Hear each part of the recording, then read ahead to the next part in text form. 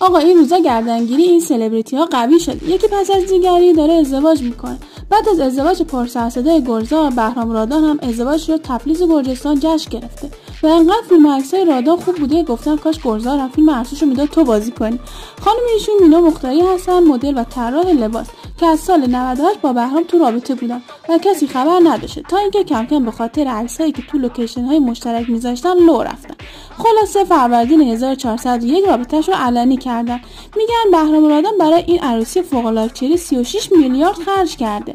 116 تا از بازیگران ایرانی رو مثل رضا یزدانی و پژمان جمشیدی و علی اوجی رو با همسراشون دعوت کردن. خطبه عقدشون هم با صدای خانم غزل شاکری بازیگر ایرانی قرائت کردن.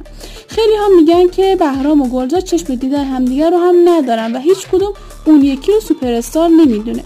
حالا به نظر شما فیلم عروسی کدومشون باحال‌تر برگزار شده؟